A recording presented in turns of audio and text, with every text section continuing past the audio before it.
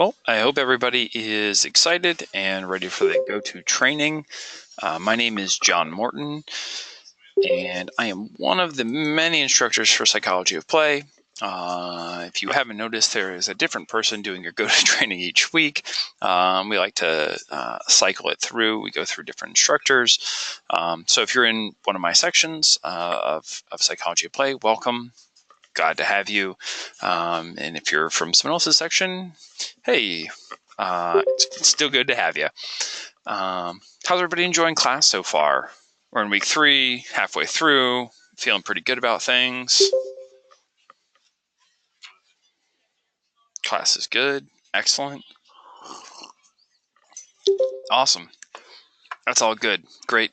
I am glad. I feel like usually everyone who shows up to go-to training is also the same group that is enjoying class. So I am very glad to hear that.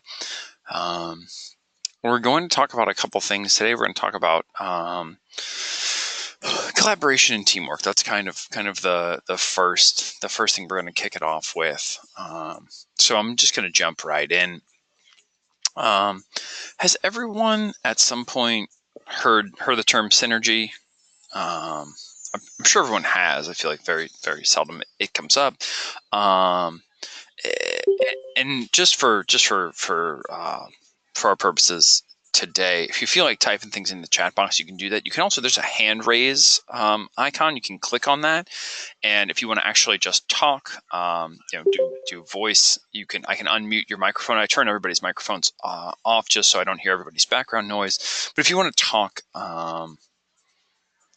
I'm happy to just hear you talk. But right, what do we think synergy is? What is that? How do we understand it so far? And again, you can raise your hand and I can unmute you, or you are welcome to type in. But what are our thoughts on that?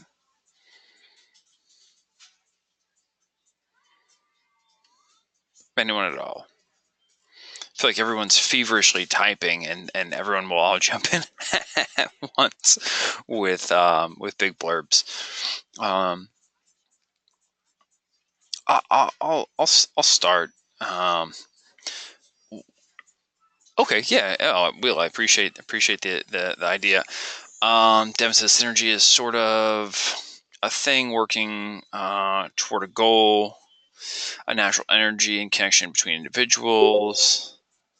Still no audio. Sorry if you don't have audio, that's problematic. If you can't hear. Focus, yeah, that's part of it. A cooperation or a teamwork towards a goal. Yeah, this is all great kind of places where all of that starts.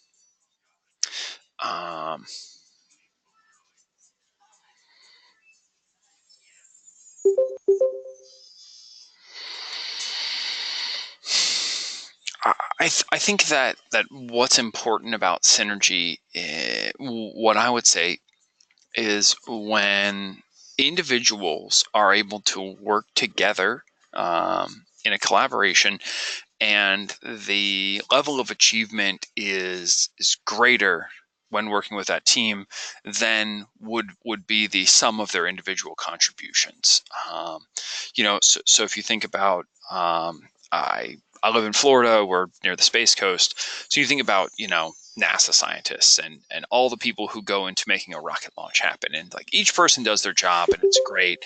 And individually, they do really great stuff. They work hard. They get stuff done. But when you think about the kind of the weight of what actually goes into a rocket launch, it's a ton of people all putting in a lot of effort to get this rocket up to space, and then what it does from there, and how many people benefit from whatever that payload is getting into space, whether it's satellites or cargo for the space station. You think about all the kind of the layers of implications and benefits that people get from that. It's pretty heavy duty, and you think about, wow, that's so much more. Each person, one person may have just sat and done math for years and years, and one person may have done engineering, and another person other aerospace technologies. And then you think about all the other people who are involved, you're like, wow, there's really a lot of people at the end of the day involved in this. It's pretty intense what actually goes into this. I think that's a really good example. There's a lot of different examples, but I think basically a working definition, to go back to it and be brief, is right when someone's overall contribution is greater than the sum of the parts. That's kind of the real thing. I'm sure everyone at some point has worked in a group. If you haven't yet, you're surely going to at some point in your life, likely before you finish your time at Full Sail. Group projects are a part of life, and sometimes it's interesting to hear people's thoughts on group projects. I've been in groups that I really loved working with, and I've been in groups that I did not enjoy working with nearly as much. So I've had kind of a broad range of experiences when it comes to group work. Hopefully more people have had good ones than bad ones. David says, I have, and I usually took charge at times because not many people helped.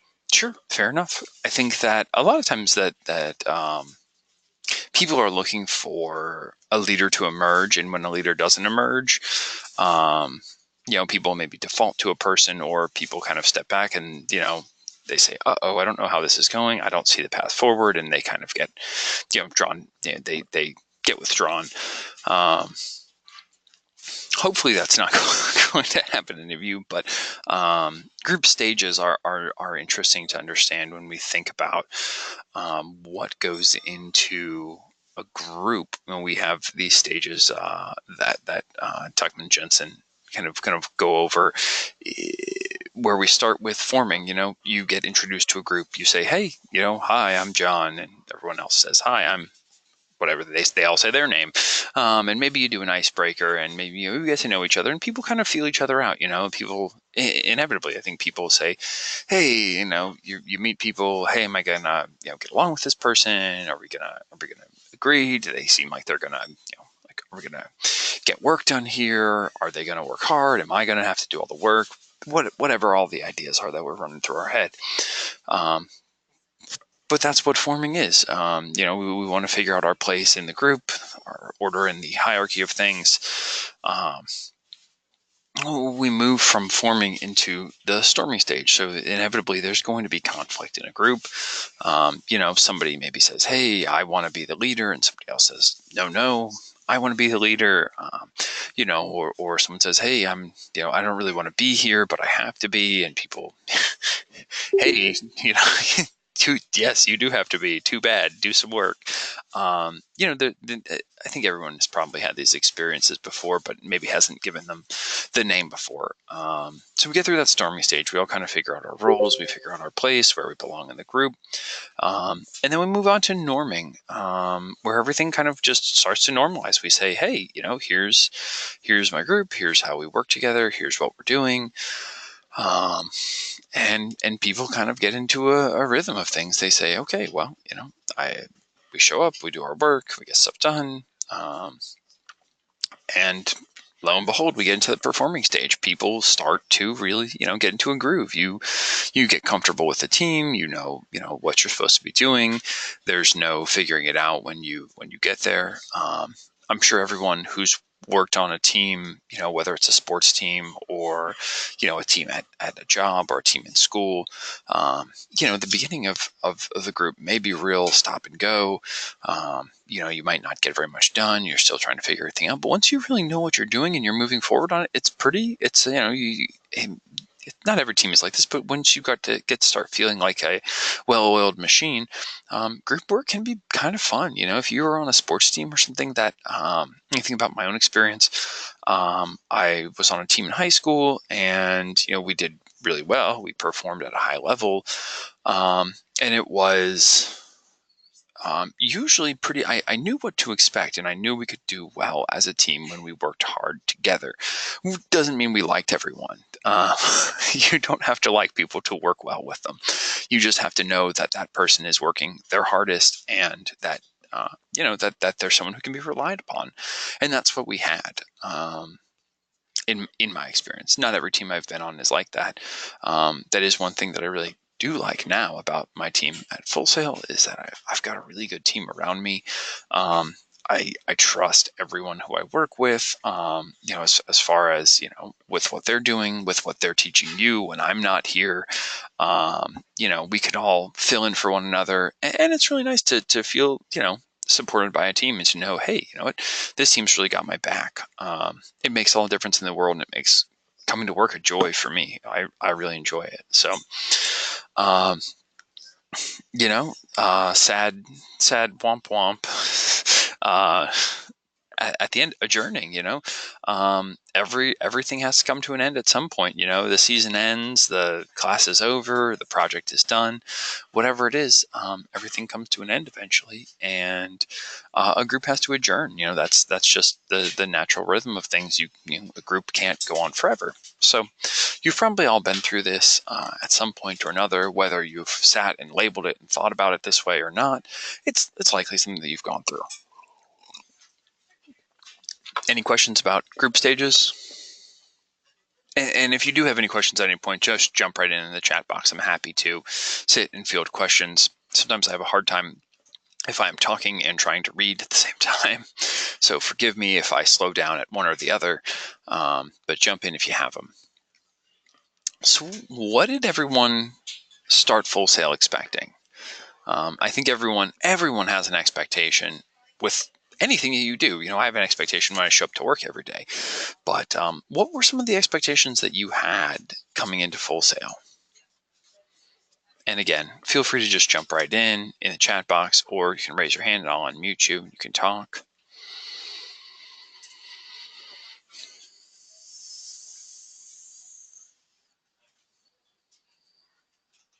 Highly accredited learning. Okay. Something different than normal schools. Okay. Yeah. To be able to make some long-lasting connections and relationships with people. Sure. Absolutely. Focused degrees. Yeah. Absolutely.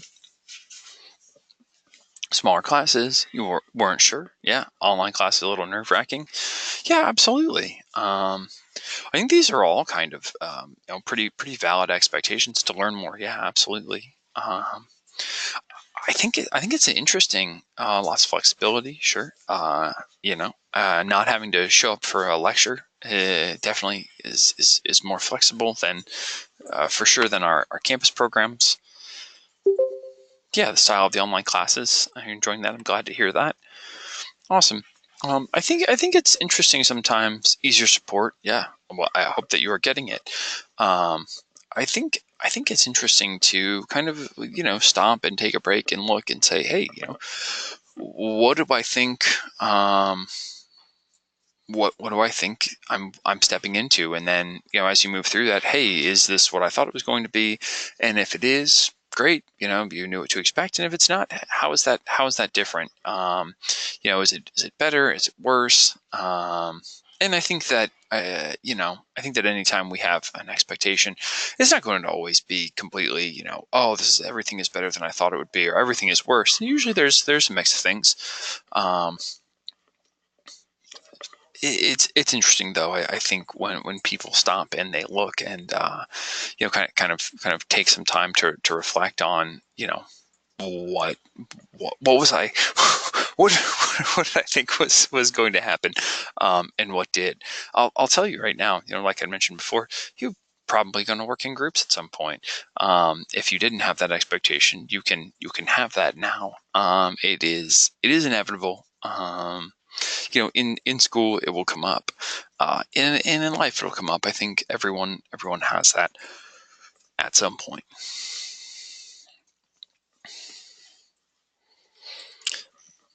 So I think conflict is a really interesting topic. It's one that I'm always happy to cover.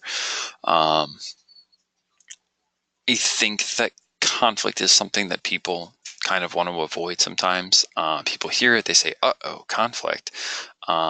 Everyone kind of has some assumptions that we've drawn up about it. How do you all deal with conflict when it comes up, when you see it, when you know it's about to come up? I feel like people have tried to head it off okay. you avoid it. All right.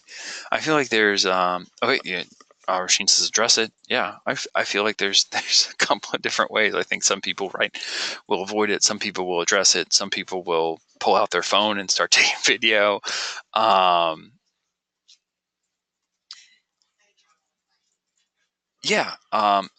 so it's address head on. As places I enjoy conflict, not always a positive trait. It could be good or bad. I either avoid it or resolve it before it grows into a problem. Yeah.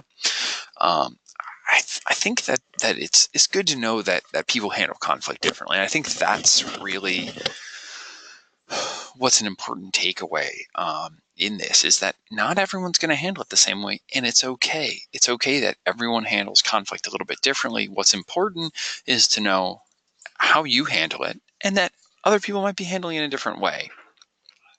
Um,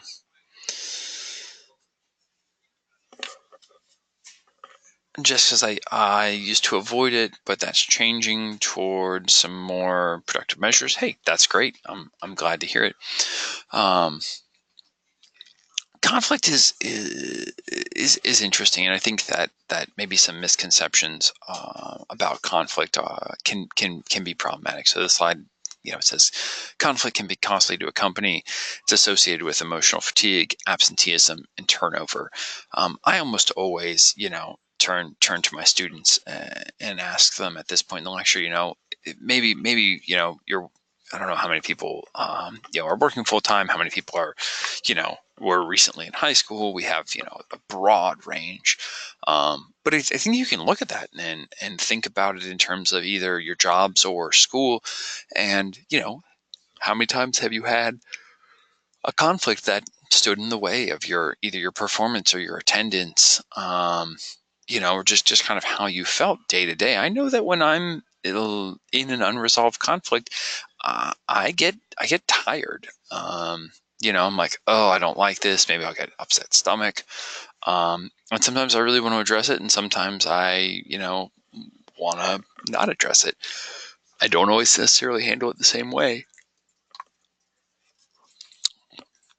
But I think it's interesting to, look at, especially if you have team members who are, supposed to be working together, who are in conflict, they might find that they're not as productive when they have to work together. They say, "Hey, I don't like Jim, and Jim doesn't like me," and that narrative and that story, that team dynamic, can really keep a team from performing. It definitely happens. Yeah, thanks, Will. So some misconceptions about conflict, and these are interesting to think about. The idea that conflict is bad and should be avoided. Sometimes conflict just has to be brought up. There's things that I think you can probably get by with and avoid. I usually don't talk about politics at work because that's something that's not related to my job. Um, I have I have my own feelings about it, and I realize that other people feel strongly about that. So it's just one of those things that that's one that I can probably avoid, and it's probably fine. That's something that we probably don't need to be resolved on. But if I have a difference in opinion on, how my class needs to run from somebody else, that's probably something I should talk about. I should say, hey, I think that the class should run this way, and someone else says, well, I think it should run this way, and that's probably one that should be brought up. There's some things, it's things that can be avoided. Everyone always says religion and politics, because very seldom are those things that we need to have figured out and all agree on. And it's inevitable that we won't agree on those things. But there's certain things that maybe even if we don't agree on, we still should bring up. And talk about how our work is conducted, how our day-to-day lives are running within a team, within an office, so on and so forth in that way. The idea that conflict represents a misunderstanding or a breakdown in communication. This is a huge one. I think sometimes people get into conflict and they just more and more loudly keep restating their opinion, um, and people do it for whatever reason. But I think they seem to think that the other person doesn't understand what they're saying, or they'll try to rephrase what they're saying. And it's okay to if be clear, of course, but at a certain point, it's worth taking a step back and saying, I think this person knows exactly what I'm saying and just disagrees with me. We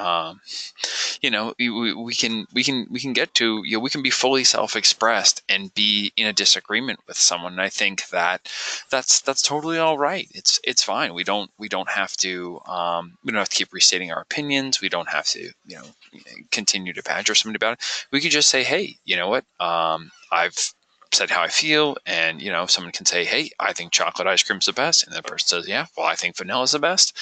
We're both fully self-expressed. We know that I could say, oh, but have you tried chocolate? It is delicious. You must be mistaken about vanilla. And the person says, oh no, I've had chocolate and I'll never go back. Vanilla's the way. um, we can There's no breakdown that happens there. It's just a difference in opinion. People can have differing views and opinions, and it's totally all right. um, and the last one, that everyone can be all conflict can be resolved to everyone's satisfaction. It's not always the case. There are, it's great when we can get a win-win resolution to something, but sometimes it's win-lose. If somebody says, hey, um, we're either having pizza or subs at lunch. I mean, I guess you go to a pizza restaurant that serves subs as well, but sorry. Um, but if you're picking one thing or another, if you're picking A or B, and you together have to both go to one, someone's going to be disappointed. Someone's not going to get their first choice, and you might find ways to ranking order, or there's a number of interesting ways that people will pick things, but not everyone's going to always have a conflict resolved to their satisfaction. It's interesting. I just, in saying this, I remember someone. I don't know if it was someone I was speaking with or someone I heard giving an interview, but they were talking about people selecting dinner places with their significant other. And what they would each do is they would, pick maybe a type of food. They say, I want this food. But then they would also pick a number. They'd be like, I want this food, and I want it, scale of 1 to 10. Like, I want it real bad. Like, I gotta have this type of food. And they were both, kind of honest and genuine with one another. But, they were like, yeah, I could go for pizza. I'm about a 5 on pizza. And the other person would say, oh, I have to have Indian food. I'm a 9 on India. Like, I gotta have, this Indian food. Um, and like, that's how they would pick, because there's always going to be like a disagreement on, hey, here's my first choice of foods. But like, kind of a ranking order of things. It's an interesting way to, because if I'm only a 5 on pizza, I might not be that disappointed if I don't get pizza. But if you're a 9 on Indian food and you really got to have it and you don't get it, you're probably going to be pretty disappointed. It's going to, so I think it's interesting to maybe add a layer into conflict. And this is silly. This is just how to select dinner. But there's enough memes out there on the internet that go through, what do you want for dinner? Nothing. To or I don't know. There's enough of that. So I've realized it's probably an issue that other people have. Um, but yeah, conflict doesn't always get resolved to everyone's satisfaction. So there's some different styles that you'll encounter when you deal with conflict. The first one is competing. People say, hey, my way or the highway. They are both assertive and uncooperative. They say, hey, this is what I want. I'm going to do it this way. If you don't like it, tough cookies. It doesn't make them popular, but a lot of times they're getting stuff done and they're getting their way in a lot of things. They might not be well liked, but that's the competing conflict resolution style. You have accommodating. This person is unassertive and cooperative. They go along to get along. This person is usually not real interested in going after their own needs. They are usually willing to sacrifice what they want for the good of a group or to avoid a conflict. But they're accommodating. They're cooperative. They'll go along, but they don't push too hard for themselves. They tend not to advocate for themselves within a conflict. There's the avoiding, which is unassertive and uncooperative. A lot of times in a group, you'll see this person labeled as the invisible group member. And I'm sure everyone's probably had someone like this. You go in, you sit down in your group, and this person has nothing to say. And when you ask them for their opinion, they say, I don't know. Or they say, I don't have any ideas. Maybe they seem like they've got better things to do. They're probably uncooperative. They don't really want to participate. It's a real challenge. You tend to have to look for ways to motivate this group member, but it's absolutely a way that people deal within their group. Then we have compromising. This person is moderate in assertiveness and cooperativeness. They're kind of right there in the middle. They're kind of just in between. They are they're like, hey, I've got some ideas. Here's what I'd like to see happen. Here, I'm willing to go and put some work into this, so on and so forth in that way. Then you have collaborating. This person is both assertive and cooperative. So this person says, hey, I've got this idea. This is what I really want to do. And, hey, I'm also really interested in working together. So that's the collaborating group member. Here's a nice little diagram that breaks down where everybody fits. You have the desire to satisfy own concerns and desire to satisfy others' concerns.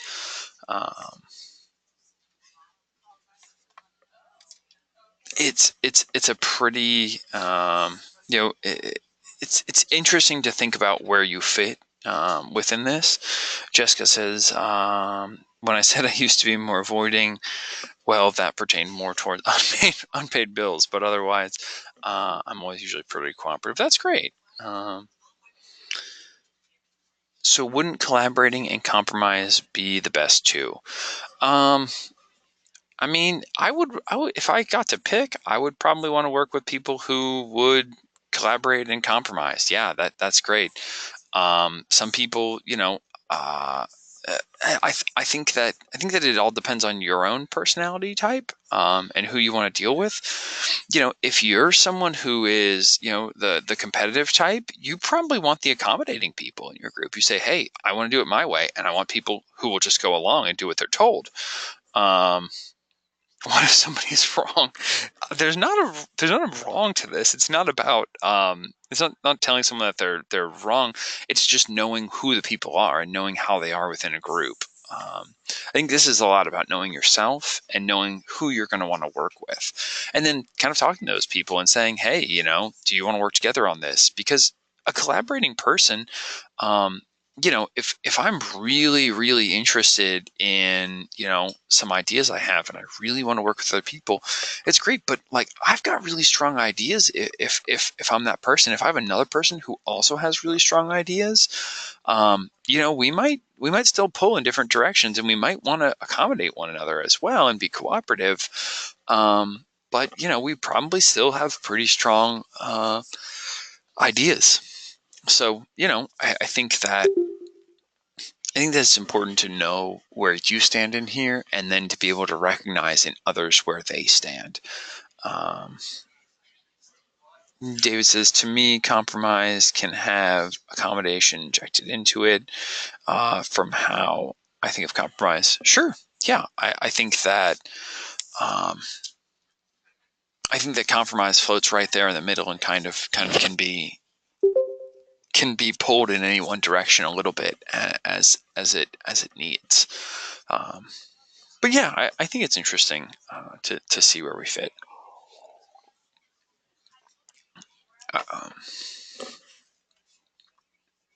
Yeah. You think you fall between accommodating and collaborating? Sure. Yeah, that's totally fine. Again, there's no right or wrong answers to this. There's no best answer. Um, I will say that of all the group members, I probably least want to deal with the avoiding group member because they're probably harder to work with. But it's going to happen. Um, I think that when you deal with people from different backgrounds, you get a feel for and understanding of how to deal with them. If you're if you have someone who's competitive, and you want them to be productive, you may have to give them a big section of the project and say, hey, can you project manage this section? Can this be your part? You can run the show on this. You can get these things done. So it can be helpful.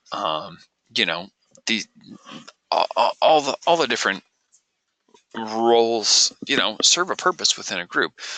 The avoidance one is, again, probably the one that I would say, I don't know if it serves the least amount of purpose, but is probably the most challenging to deal with.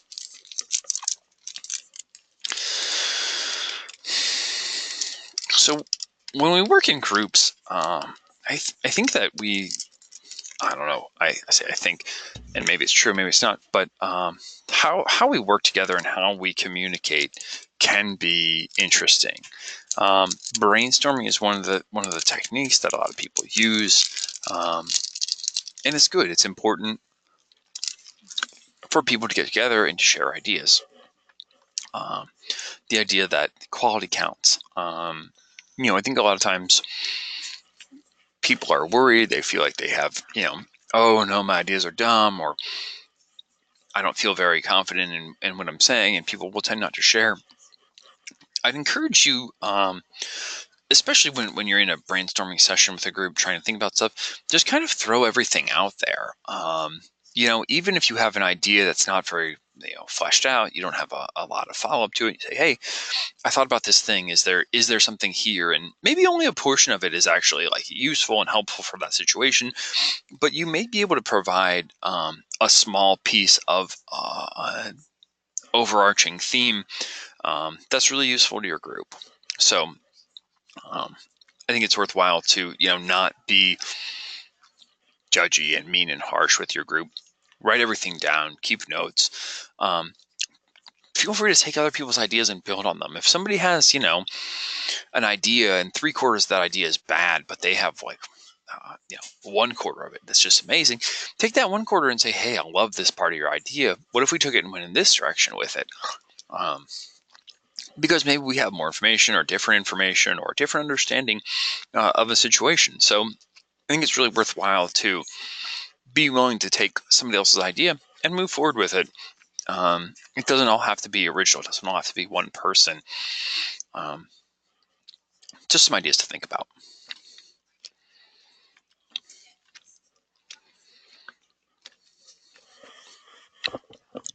So finding your group flow is another one. Working together with people is always going to be a bit of a challenge. It's never going to just be clear, simple, and easy. There's always different parts. You can follow these tips; they're all useful. A group needs to have a direction. They need to have a clear collective goal. What are we here for? What are we doing? It might be worthwhile to sit, with your group and say, yeah, I would feel silly doing this. So I think it's really important to say, hey, what's our mission? Do we have a mission statement? What's the purpose of what we're doing? Next one is practicing deep listening. And deep listening involves, stopping what you're doing, paying attention to somebody else when they're talking, hearing them, and then paraphrasing it back to them, saying, hey, it sounds like you're saying, this is this, what you're trying to communicate to the rest of us.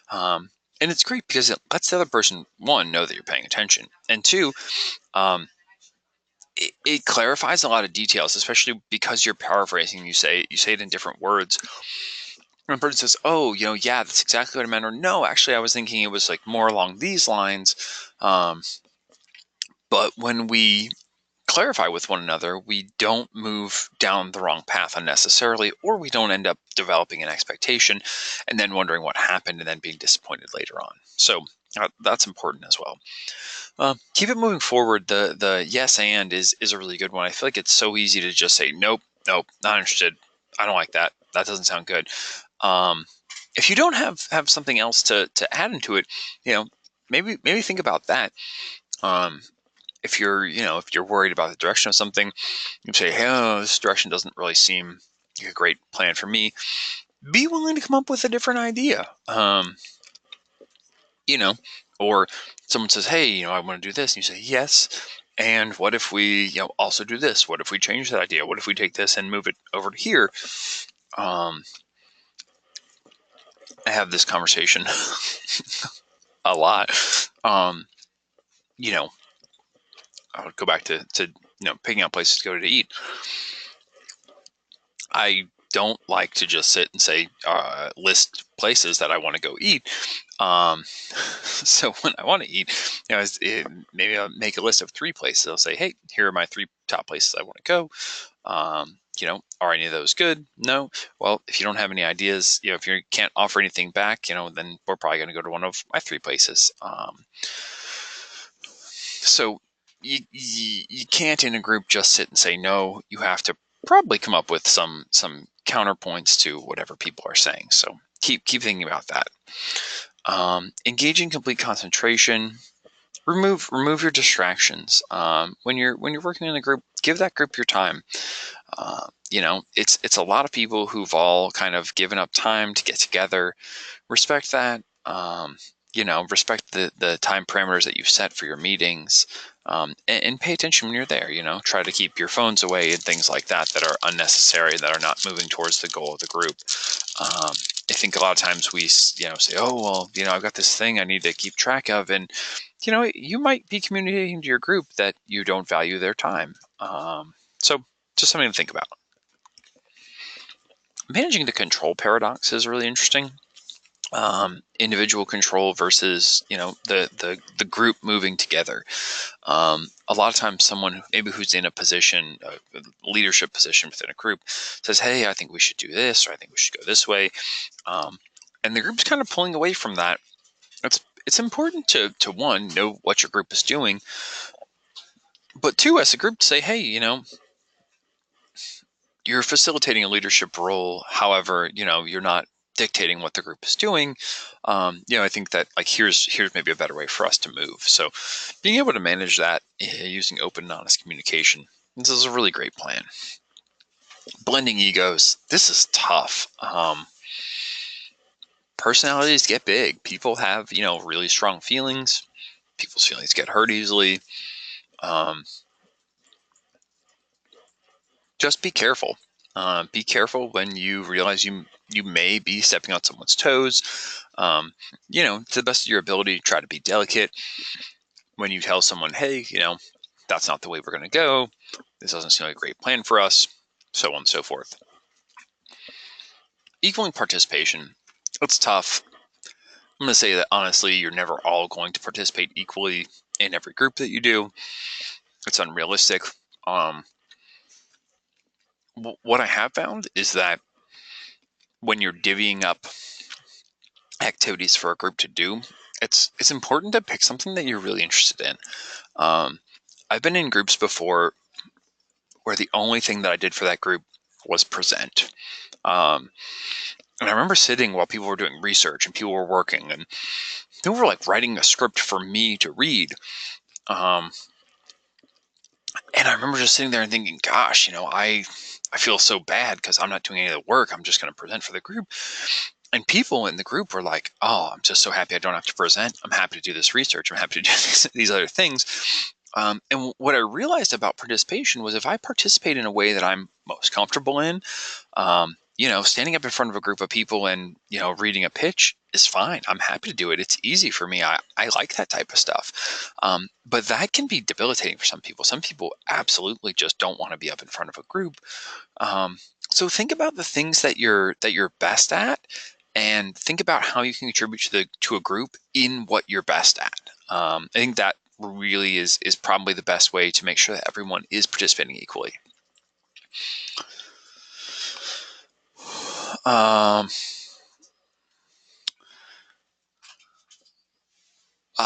The idea that familiarity breeds contentment, I would tell people, and I tell my students this, I tell people around me this. Maybe I don't tell people around me, but you don't want to get overly familiar with people. A lot of times, we're working with a group, and maybe we've been working with them for a long time, and we're, fooling around, and maybe we're not working a ton during our team meetings or something like that because we're friends and we're buddies with our group members. Be mindful that maybe some people are saying, hey, I'm here because we have this group project, we need to work together, but I want to get this done. This is not a social call for me. This is a work or a school, or this is a productivity meeting, not a friendship building thing. And just kind of keep that in mind, that people may have maybe viewing the engagement differently than you are.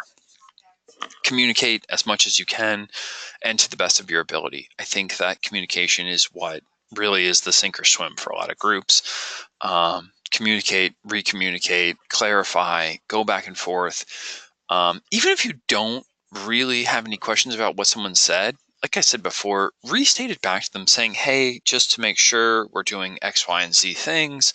I can't tell you how many times you ask for clarification, or you just kind of restate something back, and someone says, "Oh no, actually, I said that, but what I meant was this." And it's tough because what someone means and what someone says or what someone writes maybe aren't always parallel. Harness the group's potential or group's potential for and fear of failure. Things could go poor. Keep that in mind. Just because you're working together doesn't mean you're going to always be successful. So kind of think about, hey, I want to do well. I want to get a good grade. I want to get whatever the payoff is for the thing that you're doing. Just kind of keep that in mind in the back of your head.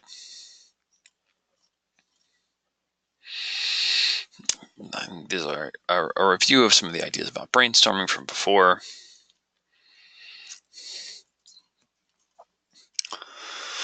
So it says the key is finding the right balance. The most effective business teams balance these tensions in the same way. They listen closely, they're concentrated on the task, they communicate openly so that everyone gets immediate feedback, and they trust that genius will emerge from the group, not from any one member. When that happens, groups find flow, and with it comes more effective team communication and greater innovation. I think that there's a lot of truth to that. I think that, when you see a team working together well, they get amazing stuff done. It's really impressive. But I've seen some real train wrecks with teamwork before, where people just said, I don't want to be here. This is dumb. I don't like this. You're all a bunch of jerks, and they storm out. So keeping in mind that just because you're in a group does not mean you're always guaranteed success. It does take work. Sometimes it takes restraint. Maybe you think somebody's dumb, but you keep that to yourself because you don't think that's going to be helpful to tell them. There's really a lot to finding the balance when working on a team. Here's some interesting concepts as well. I think these ones are ones that tend to get overlooked. I don't know if anyone's had this experience. I remember when I was a kid, I did some woodworking with a neighbor of mine. And I remember he would be like, "Oh, we're building this thing," and I'd always see him starting construction, starting to build something, and I always think, "Oh man, that's not how I would have started. I wouldn't have done this, or that's not how I would have made it." But it'd see, and like it, would come together, and it'd be really interesting. And he did pretty intricate woodworking. But the point of that is to say that it wasn't how I would have thought things were done. It wouldn't have, it wouldn't have been it's never the ideas that I was like, oh, here's my idea. I think this is a great plan. but he had been doing it for a while.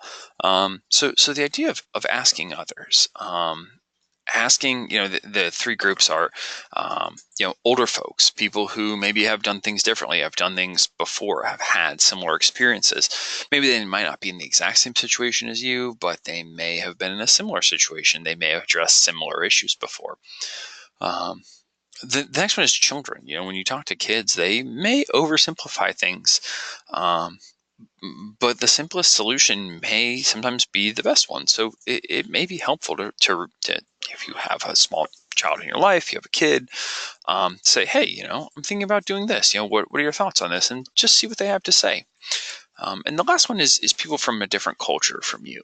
Um, it may be that, in one part of the world, people have this great solution to an issue that you're facing, but, that's not part of your culture. It's not something that you knew about. It's not something that your family would be able to tell you. Um, so, asking someone from a different culture, they may have a totally different perspective on how to deal with something. Mind mapping is another really interesting practice to get into. You can, some people will do this in a web format. Some people will do sticky notes. Some people will do, um, all different formats for mind mapping. But I think that it's useful one way or the other to stop and to actually physically just write down your thoughts and your ideas and your plans, and kind of keep that all together. Free writing is one that I have found particularly helpful, in dealing with kind of others, but more with dealing with emotional things than I think. In my personal experience, I've used it for kind of addressing emotions. When I can just put a pen to paper and write. Um, I think I can overcome some blocks that maybe I wouldn't be able to come over. Wouldn't be able to overcome otherwise. I haven't used it so much in terms of writing about group work or writing about conflicts with other people. It may also be helpful there. I may write and be able to reread. What I can tell you, and this is so funny because it's so hard to think about in the moment, but when I go back and I reread the things that I was maybe upset about in the moment, and I look back on journal entries I have from years ago, I think, wow, that seems so insignificant. But clearly, this was really eating my lunch when I wrote it down. So it must have been a really important thing to me when I wrote it. So something to think about, that's probably a helpful practice in the moment.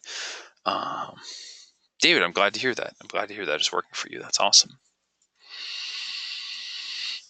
Word association is the last one.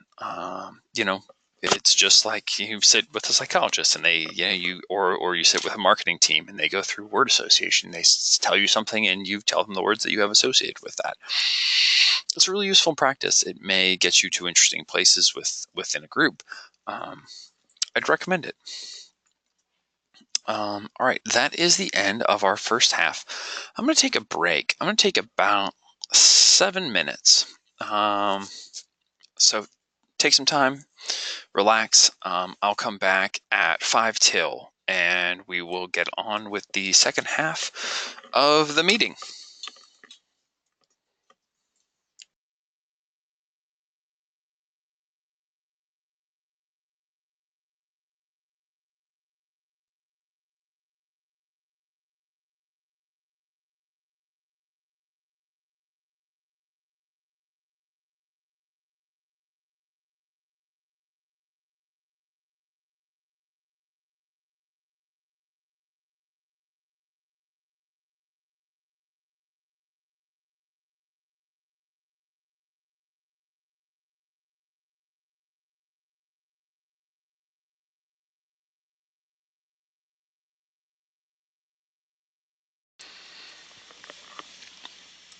Alrighty, I am back.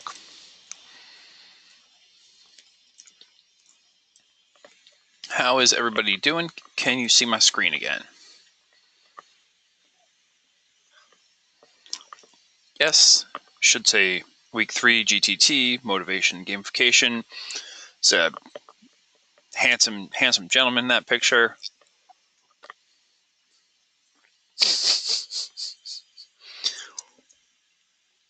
Oh, it's blank? Oh no. Hang on, let's try it again.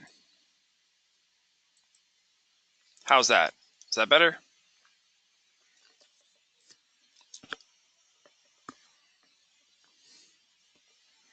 Huh. Interesting.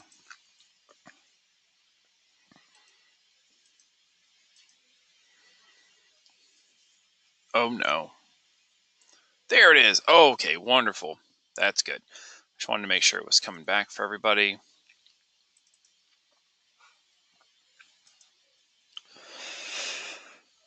All right. Well, excellent. As long as it's back for everybody, that's what's important.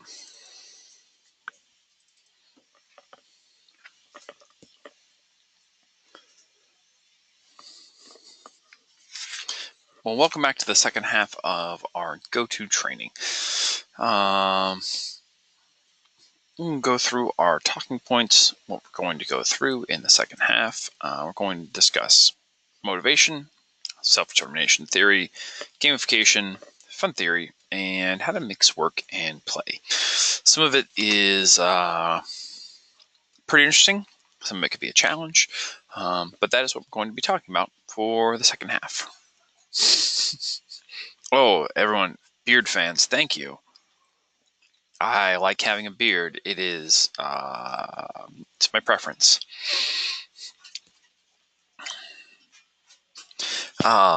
So I'm sure that if you've looked over the reading, you've seen some stuff from our friend Dan Pink. He's a really interesting author. He's got some really interesting perspectives, and I think he does a really good job discussing how people are in the world, especially in the business world these days. He talks about this idea that we're living in a conceptual age, and he explains that in that we're no longer living in the information age. Today's society shifted to the conceptual age, and what that means is that we're reaping the benefits of what society around us has done. This is an example that just that we're having an online meeting, and we're able to do this. Online education is gosh, it seems like a product of the last 15, 20 years. That wasn't a thing before. We just didn't. I mean, the you could do distance learning. You could take classes by mail. I remember being a kid, and I remember a time when I didn't have a computer. We just didn't own a computer. I remember the first computer I had was really not useful for me as a kid because I didn't have anything I wanted to do on it. We didn't have the internet. It's just like I remember when I would ask my mom questions as a kid. I was inquisitive, and I'd always say, "Oh, mom, what's this? What's the answer to this question? Where do these animals come from?" And she's like, where we could find out. And I'd be like, where? She'd, at the library. And that was my mom's favorite thing to say to us as kids. The answer to whatever question we had was almost always going to be at the library. You could find this out. But now we have Google. That's so many of our questions, so many of our debates get resolved because we have the ability to look up answers.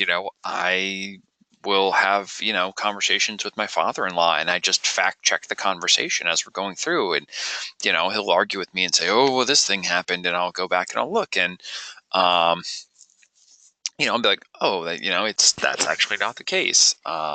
I can sit there and go through things because I have that information at my fingertips. Yeah, David says my first computer was a tan computer in 1999 that came from Gateway. Yeah, in their Cal print box. Yeah, I remember we had a Gateway computer at one point as well.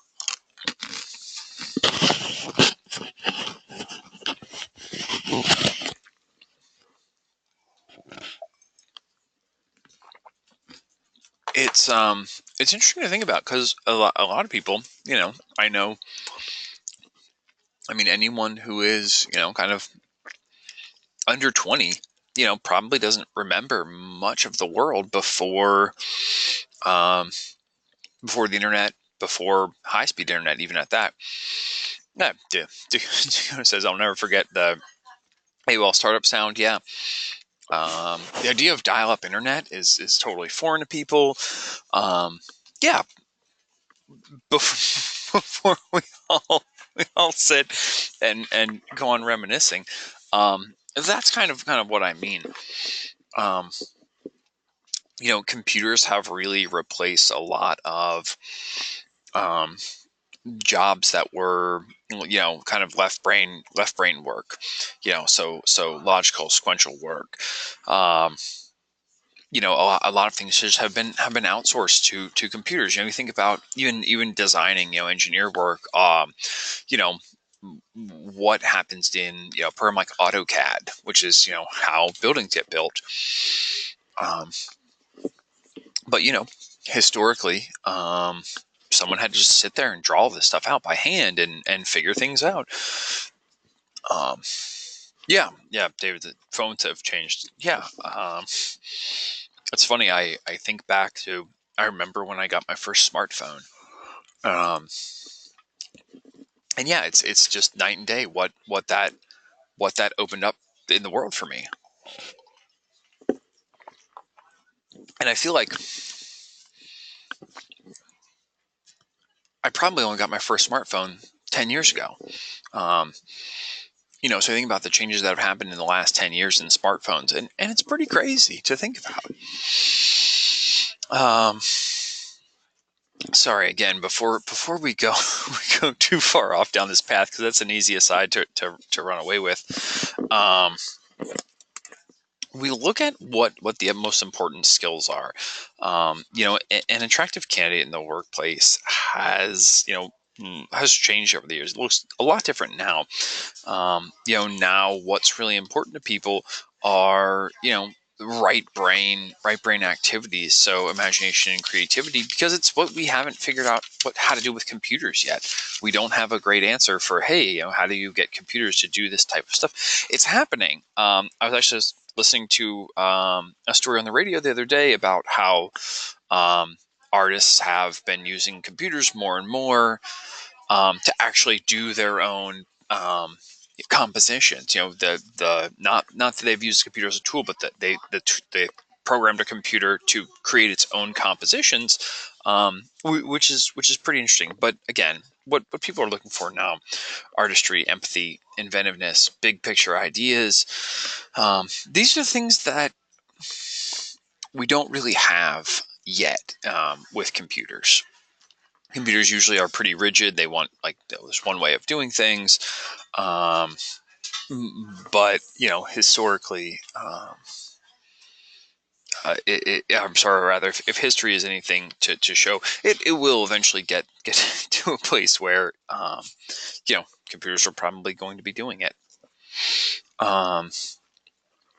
For you all, I think your industries are utilizing these skills. They want people who are creative. They want people who are developing and mastering these kind of outside of the box skill sets. What people will call soft skills, which is, I feel like, is a bad name for it. But I think you think about it in terms of hard skills and soft skills.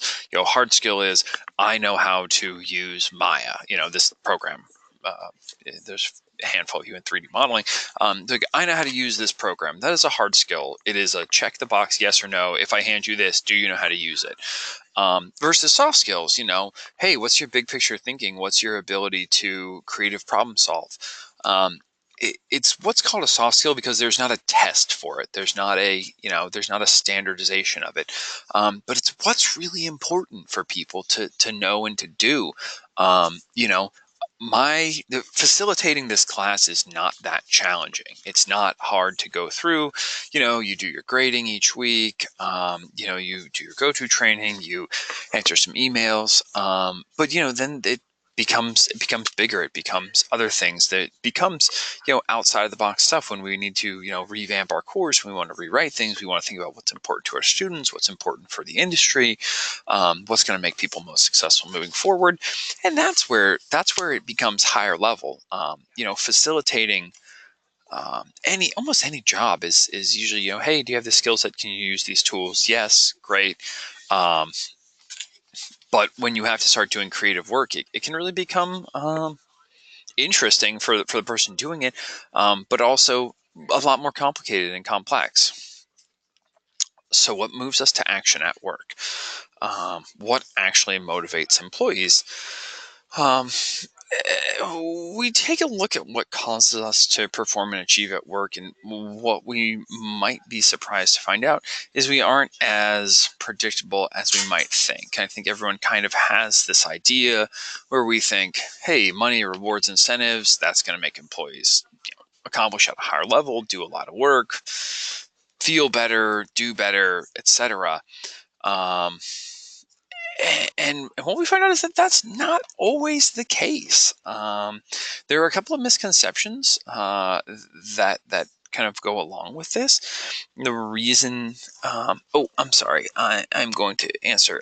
Jessica, you have a question. I have a question about employee incentives. Well, regarding incentives pertaining to award shares in a corporation that you work for, is that considered intrinsic or extrinsic? That is an extrinsic motivator. Um, I've always thought that awarding shares to employees of a corporation is a very valuable way of motivating them to perform best at the job. Yeah, yeah. I think it's useful, but it is an extrinsic motivator. So an intrinsic motivator, we'll get to this here shortly, is when I'm motivated internally to do something. And I'll use the example of artwork. So I really like to paint, and I really like to paint the things that I like to paint. I like to do my own creative work. That's what motivates me. What motivates me is the internal drive to, kind of express myself in this medium. An extrinsic motivator is money. I've had people who have offered me money to paint for them. Sometimes I've taken them up on that. I always regret it when I do, because I'm painting for money, not because I care about what I'm painting. And I end up, the painting is good technically, like it's good. It looks like what they want it to look like, it's that, but I don't feel fulfilled in doing it. That's the difference between intrinsic and extrinsic motivation. When I'm doing something, I feel great and fulfilled because I'm doing it. I really love it. It's awesome. It's wonderful. It's intrinsic motivation. So I'm doing it from I have an internal drive to do it. And an extrinsic motivator, something like money. Someone offers me money to do a thing, and I say, okay, yes, I'll do this for the money. That is the main difference. So when it comes to an employee's performance and accomplishments, the common assumption is that money is what drives a person to increase performance. The secret to motivation, again, thanks to kind of the work of Dan Pink, we realize what really motivates employees. He talks about the secret to performance being doing things for their own sake, which can be challenging because a lot of times what a business is asking an employee to do is not something that the employee wants to do for its own sake. They're doing it because they want to do it. I think that almost everyone can think about something that you've done, and this can be a project that you like. It could be a game that you've played. It can be a sport that you're into. Um, sure, it can be volunteer work. You're doing it because you really like doing it. No one is making you do it. You're not obligated to these people. You're doing it because you're having fun. I have a big plant collection. I collect rare fruit trees. I worked for people in trade for plants for years, to get plants and to get more fruit trees. I really like this type of work. I do it every now and then. I'm able to sell some trees and make some money, but I'm doing this work because I really like it. you know, like working with plants, being outside is really fulfilling for me. I really enjoy, that type of work. And it's a practice that I really, I really like. I like doing it. I want to keep, I want to keep doing it. I'm motivated internally to do that. I think that you can probably all think of different projects that you've done, maybe craft projects that you've done, maybe long-term art projects, whatever it is. But you did them because you really wanted to do them, and it's probably the type of thing that you'd have a hard time doing if you were just doing it for the money. You say, I don't really, this isn't really something I want to do just for money. I, have to really be into this idea. And sometimes they overlap, and that's fine. There's nothing wrong with getting paid to do something that you love to do. It's when you're taking your skill set and saying, hey, I'm really good at doing this thing, and I really like doing it for my own creative expression, but I'm going to now do it for money. You know, which is where I think people can sometimes get burned out. They say, I'm doing this thing, but I'm not really loving what I'm doing, but I'm really putting in a lot of work. And if I'm doing it when I'm working on a project I really love, it's easy, but it feels a lot more like work and a lot less like fun when I have to do it for these other reasons. So that's a long way of explaining to say when we can do something for its own sake, that's really where we get the highest productivity and highest motivation. The concepts that go along with this are autonomy, mastery, and purpose. Autonomy is I'm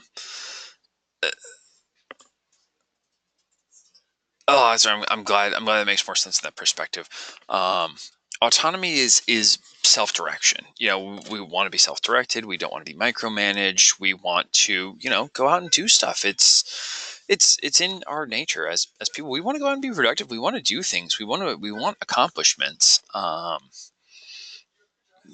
But being told how and when and what to do is sometimes not a part that we enjoy as much. Mastery is another one. We want to be great at something. We want to be the best. We want to, achieve and perform at a high level. I don't think anyone just goes through life and they say, yeah, well, I'm just going to be kind of mediocre at this, and I guess I'll slide by. And I mean, maybe there are people in the world like that. Don't get me wrong. But I don't think it's you all. I don't think it's the students that we attract.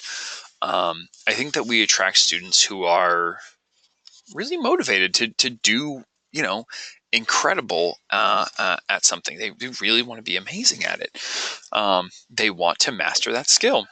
And the last one is purpose.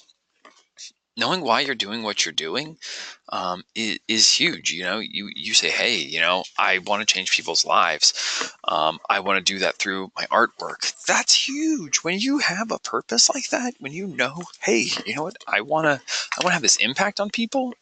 It's giant. David says, I've had people pay me for a 3D piece for them, but the money wasn't the thing that made me like that. But it was knowing he wanted something from me because he likes the way I made stuff. Yeah, that's awesome. If you can make artwork and people are interested in it, great. That's awesome. I'm 100%, in favor of that. I would a million times rather, go to a bunch of art, put together an art show, sell the art if people want it. But do the art for its own sake. If people buy it, great. And if they don't buy it, that's fine too. They don't have to buy it. I didn't do it for them. But again, finding the autonomy, mastery, and purpose in things, that I think is what people really want. People want a reason. It's what makes work or school, coming into the office, going into class. It makes those things so much easier. The companies that flourish right now are those that have purpose or motivation. They have a why factor, in what they're doing. So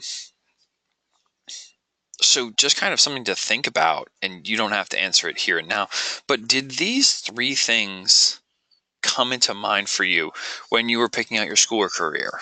Was this something that you thought about?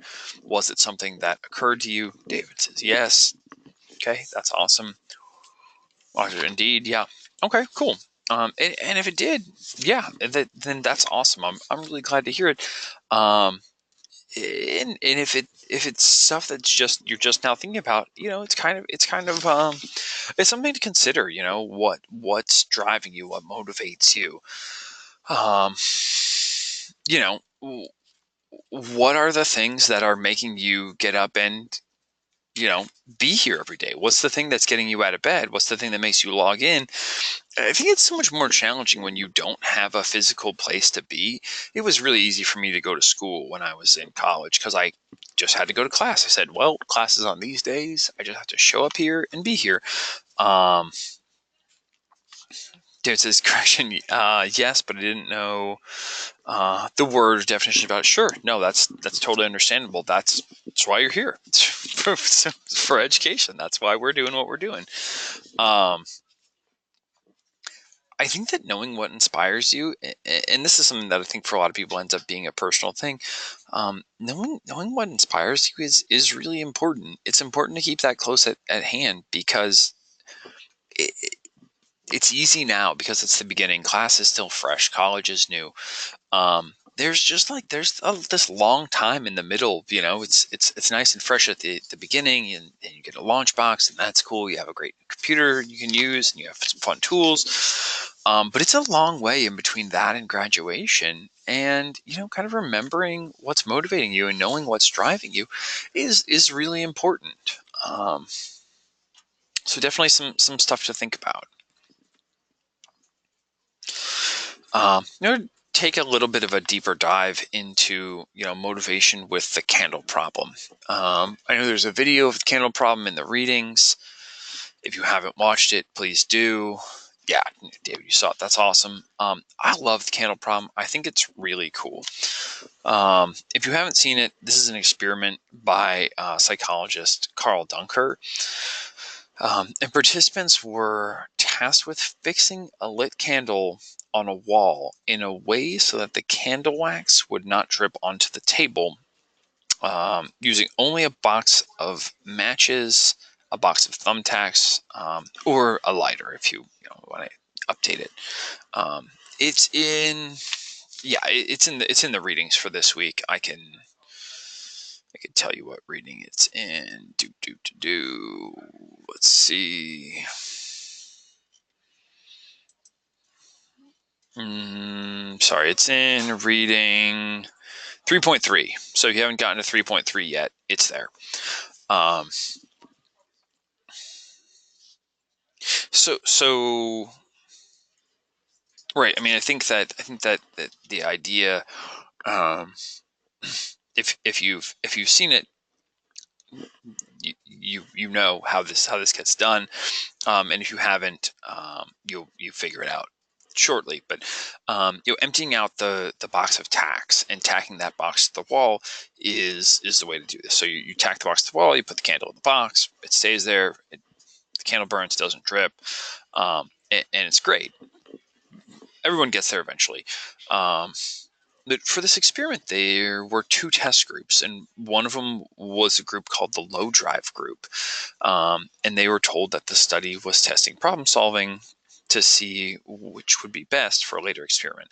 And they were offered no prize for their work, which is why they called them the low drive group. Then there was what Dunker considered the high drive group.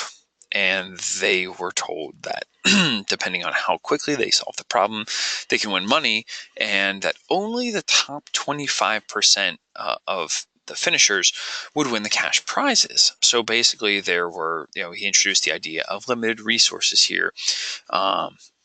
So they had to be on their game. They had to really be, kind of speedy with the solutions. And you can jump in if you want to guess at which group figured out the problem faster, or think about it. But what they find is that when rewards were offered, on average, it took 3 minutes longer to solve the problem. And most of you maybe would have thought, hey, yeah, I agree with the guy. He said he offered the reward. Seems like people would have got it figured out faster. Um, what we find out when it comes to motivation is that it's not all about the money. Um, um, what ends up happening in this situation is what they found out was that the process of turning the task into a competition for the limited resources created a mild level of stress in the test subjects. And when the subject is under this type of stress, the fight or flight response tends to kick in and overtake the brain and the body. And basically, the creative thinking, problem solving areas of the brain in the in the prefrontal cortex gets shut down. The experiment shows that rewards can narrow focus and restrict possibilities. And this is interesting to think about because stress is an evolutionary trait. It's an evolutionary development. If we think about our thousands of years ago, our prehistoric ancestors, and they're walking out on the savannas and they see a large cat coming for them, you say, okay, I got to get out of here. I got to get away from this predatory animal. And when you have that response, you get your fight or flight response. Your body kind of goes into this autopilot mode where it shuts down a lot of your function. When you're in this type of stress, your stomach stops digesting food. You stop, most of your organs that aren't directly related to what's going on shut down. So basically, your heart's working and your lungs are working, and your major muscle groups are working. It says, okay, well, we got to get out of here. We got to get out of the situation. Let's pump a bunch of blood to the lungs and to the legs because we need to breathe a lot so we can keep running. We need our muscles to work, so we need oxygen to get there. So those are and we need our eyes to work so we can see. But basically, the rest of our brain, kind of gets turned off. The rest of our body overall is getting turned off. Our kidneys aren't processing stuff when we're in that position because we just need to get out of the situation. So evolutionary, we've developed to shut down a lot of our systems when we get into stressful situations. Which is interesting, and I think that it's something that it's why you see so many issues with people in high stress positions, is because their bodies don't function. Their bodies and brains don't function properly when they're under that type of stress. So it's really managing this stress paradox that is what's interesting. What they find as I move on with more creative versus more mechanical tasks, there is a time and a place for a stress type reward. And that is when you have a mechanical task. If you're assembling widgets, if you have a task that does not require creativity, offering that type of reward, offering a stress-based reward works. So what they found, they redid this activity, this experiment, where they took the tax out of the box and they just presented people with all of the elements. And the people said, yeah, obviously, you take the tax, you tack the box to the wall, blah, blah, blah, but they didn't have to deal with the idea of tax in the box. And tax in the box versus tax out of the box is where you are overcoming what's called functional fixedness. Oh, David, man, you're on it. Perfect. Jumps right in at the right time. Functional fixedness. Yeah, exactly. So basically, where we say, hey, this is a box that contains this. However, in this circumstance, I'm going to use it for something else. That's overcoming functional fixedness. This is a creative problem solving technique. When we're under stress and our focus narrows, we aren't able to do as well at overcoming functional fixedness, which is why in the the first group, the people who were offered the cash reward, who were stressed out because they didn't want to lose out on it, did worse because it was harder for them to overcome that. So it's a pretty interesting idea. It's counterintuitive to what a lot of people would think, but it's interesting. So something to think about, when you're working with people, when you are offering rewards, is are you offering rewards for a mechanical task? Or are you offering a reward for a creative task? Um, don't offer don't offer the same type of rewards for creative tasks. If you're trying to get people to do them faster, and it's going to take creative problem solving, perhaps just ask them to do the task and not assigning a reward to it is the way to go. So something to think about. Um, what businesses who realize this and take this into account find out is that they need to do a couple things. They need to pay people an amount of money that kind of makes money not be as much of an issue for people. You know, when businesses pay people enough to take the issue of money off the table, it's fostering an environment of limitless return. So we instinctively know this. When we're paid well, it communicates that we're well valued, that our skills and expertise are viewed as company assets. The company is like, oh, hey, you're an asset to us. We want you to compensate you. We want you to be happy. We want you to stay here. And it brings us nicely into our next topic of self-determination theory, which explains human behavior from a completely different angle than traditional behavioral theories. And it says that we're wired towards personal growth, that we're motivated intrinsically or from within. Um, our self-determination basically forms who we are as people. So it's what makes us who we are. And it comes from a similar standpoint, but it's about competence, autonomy, and relatedness. We want to have those things. We want to be competent. We want to be good at something. We want to be self-directed. Being self-directed really does seem to be a common theme. And we want to be related to others. We want to be connected to the world around us. Those are all kind of basic human needs that we need to satisfy to have people be happy.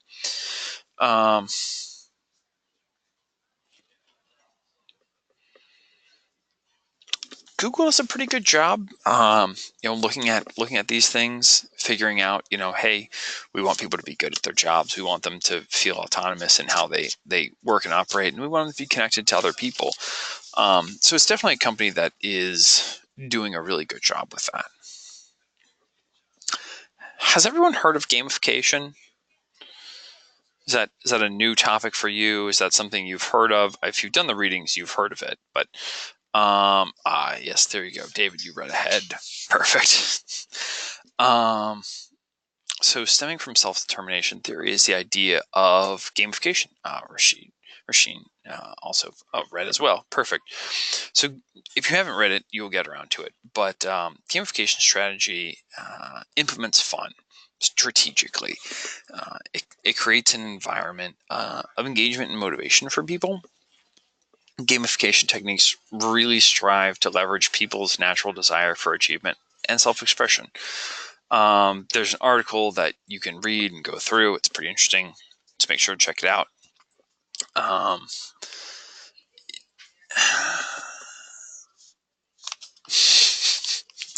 Well, I hope that you enjoyed the reading or the video rather.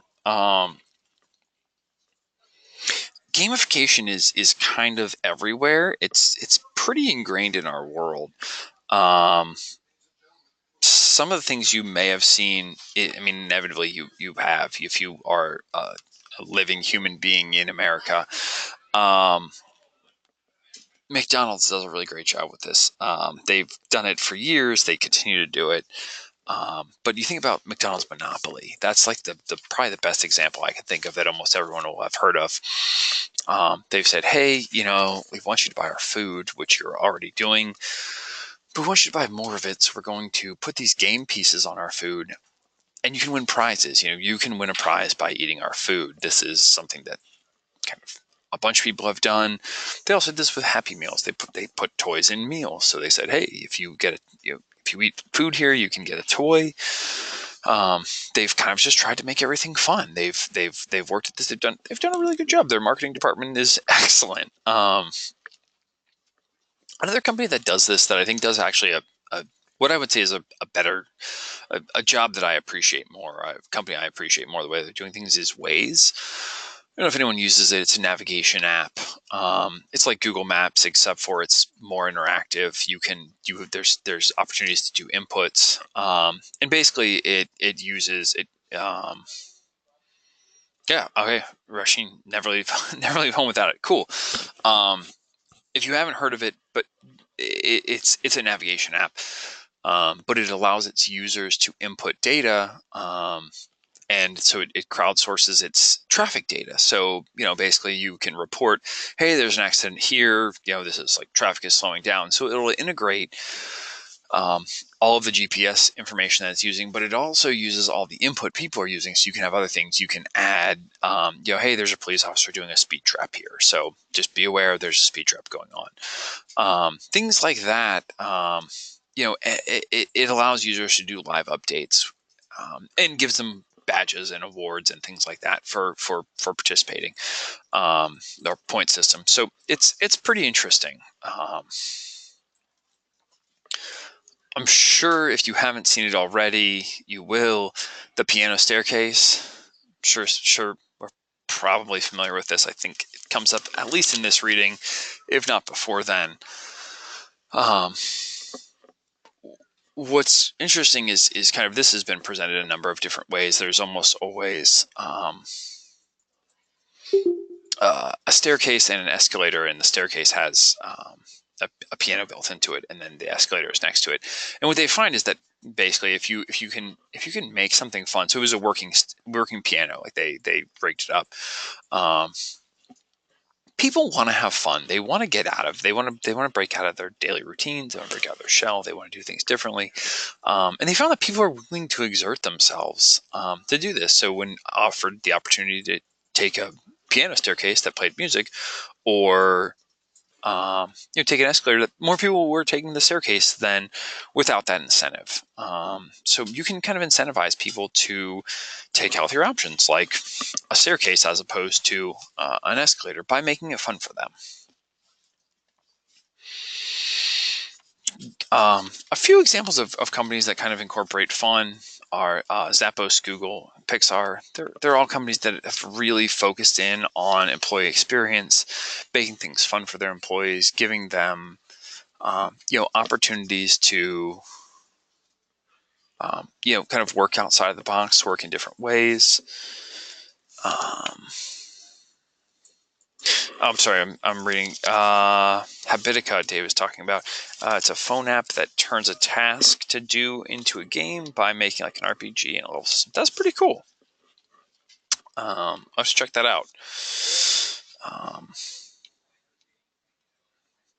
So basically, these companies have found that they can get people to do their best work by giving them kind of the opportunity to do work in their own ways.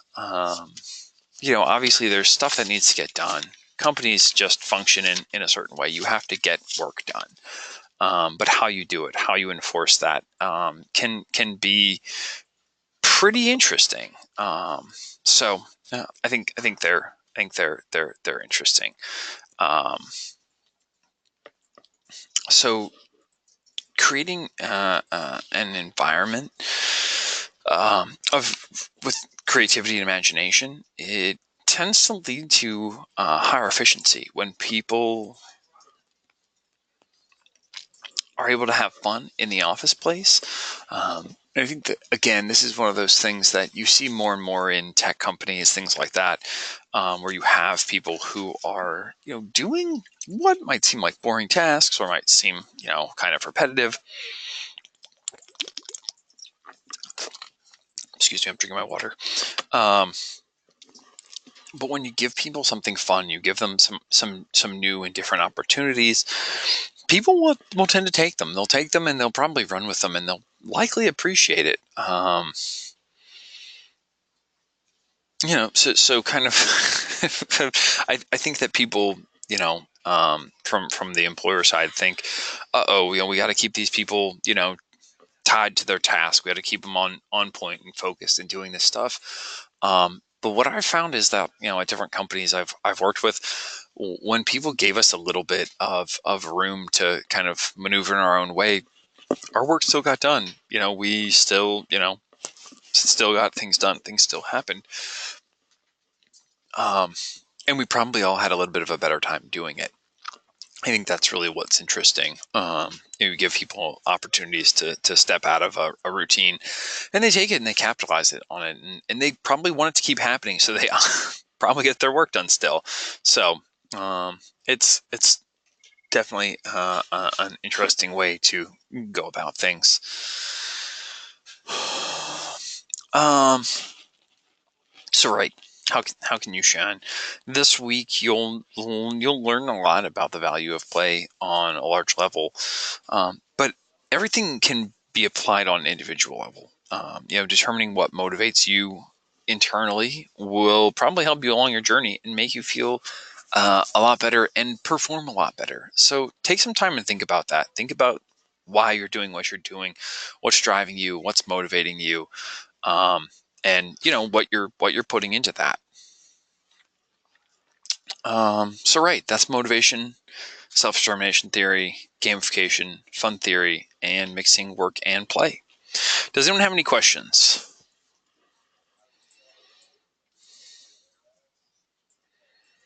No. Okay. Jump in if you have questions. I'm gonna sit and hang out and answer them. That's the end.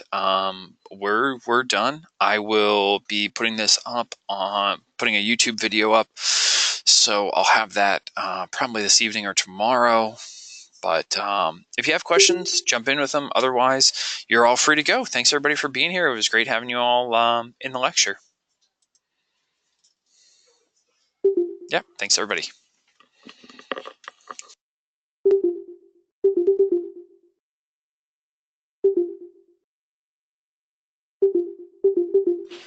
Yeah, thanks everybody for being here.